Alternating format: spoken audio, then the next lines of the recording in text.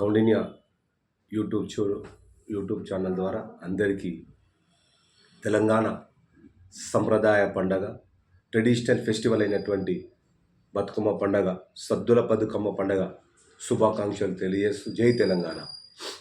గౌరవ ముఖ్యమంత్రి వర్యులు శ్రీ యనమల రేవంత్ రెడ్డి గారు నిన్న బతుకమ్మ కుండ ప్రారంభించిన సందర్భంగా ఆ నియోజకవర్గానికి ఎన్నో వరాల జల్లులు కురిపించడం జరిగింది. చాలా అభినందనీయం, హర్షణీయం.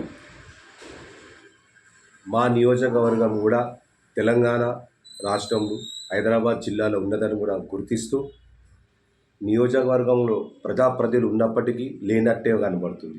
ఒకవేళ ఉన్నారని భావించిన స్వతహాగా వాళ్ళ సొంత పనులకే పరిమితమయ్యారు, కానీ ప్రజాక్షేత్రంలో ప్రజల మధ్య ప్రజా సమస్యల విషయంలో వాళ్ళు వెనుకబడి ఉన్నారు.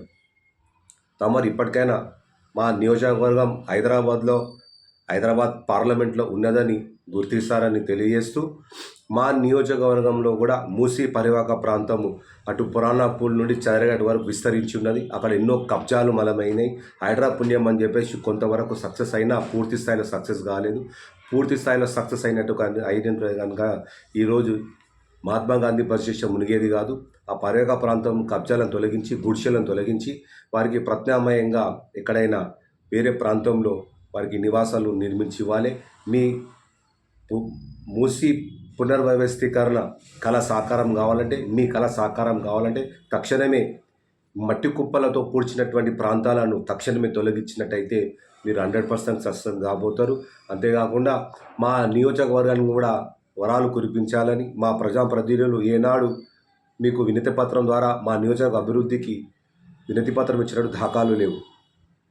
స్థానిక కార్పొరేటర్లు, స్థానిక ఎమ్మెల్యే దొందేగా వ్యవహరిస్తూ ఉన్నారు. దయచేసి ఏదైతే మీరు ఉస్మానియా హాస్పిటల్ను మారుస్తూ గోషమేల్ పోలీస్ స్టేషన్కి మీరు మార్చబడినో అక్కడ పనులు కూడా ప్రారంభమైనాయి, శుభాభివందనాలు. కానీ రోడ్ వైండింగ్ కాలేదు. రోడ్ వైండింగ్ విస్తరించాలి. దానితో పాటు మహాత్మా గాంధీ బస్ స్టేషన్ నుండి ఇప్పుడు కొత్తగా నిర్మించబోయే ఉస్మానియా హాస్పిటల్కు నేరుగా వెళ్ళాలంటే ప్రజలకు తీవ్ర ఇబ్బందులు ఉన్నాయి.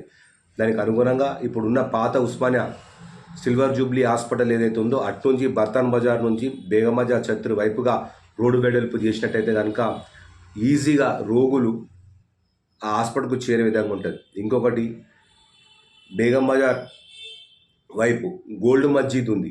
గోల్డ్ మస్జిద్ నుండి బేగం బజార్ వైపుగా అటు బర్తాన్ బజార్ మళ్ళీ తర్వాత కొన్ని షాప్స్ కూడా ఉన్నాయి. అటు నుంచి స్వాస్తిక్ మిర్చి నుంచి కూడా రోడ్డును కనుక వెడల్పు చేస్తే చాలా బాగుంటుంది. ఇది ఎంతో పేరుగాంచినటువంటి మార్కెట్. ఈ రోడ్ వెడల్పు చేయడం వలన ఇంకా వ్యాపారము విస్తృతంగా జరిగే అవకాశం ఉంది. కానీ మా ప్రజాప్రతినిధులకు ధనార్జనే లాభార్జనగా ప్రజాసేవను మరుగున పడేసి అక్కడ అక్రమ నిర్మాణాలను ప్రోత్సహిస్తూ అది రోడ్ మొత్తం న్యారో అయిపోయింది. 50 ఏళ్ళ కింద ఉన్నటువంటి జనాభాకు సరిపడాది ఇప్పుడు 50 ఏళ్ళ తర్వాత దాదాపు 2 కోట్ల జనాభా ప్రతిరోజు లక్షల సంఖ్యలో బేగం బజార్ పీల్కానంలో ప్రయాణిస్తూ ఉంటారు.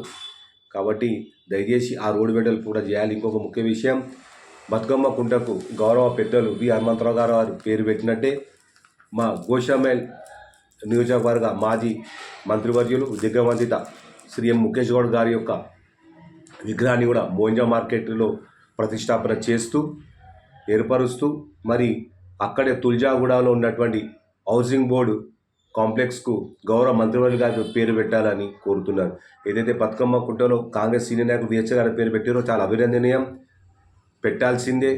చాలా సీనియర్ మోస్ట్ నాయకులు హైదరాబాద్ కాదు తెలంగాణ యావత్తు భారతదేశం కూడా ఆ యొక్క నిర్ణయాన్ని తీసుకున్నందుకు తమని ప్రజలందరూ జైజేలు పలుకుతున్నారు. అదేవిధంగా అడుగు బడుగు బలహీన వర్గాల నాయకుడు అట్టడుగు స్థాయి నుంచి ఓ మంత్రి స్థాయి వరకు ఎదిగినటువంటి ఎలాంటి మచ్చలేని నాయకులు, ఎలాంటి అవినీతి ఆరోపణలు ఎదుర్కొనే నాయకులు, అందరూ ప్రతిపక్ష నాయకులు కూడా ఆరాధించే నాయకుడు మరి మాజీ మంత్రి ముఖేష్ గారి విగ్రహం ఏర్పాటులో మరి ఎందుకు ఆలస్యం అవుతుందో అర్థమైతలేదు.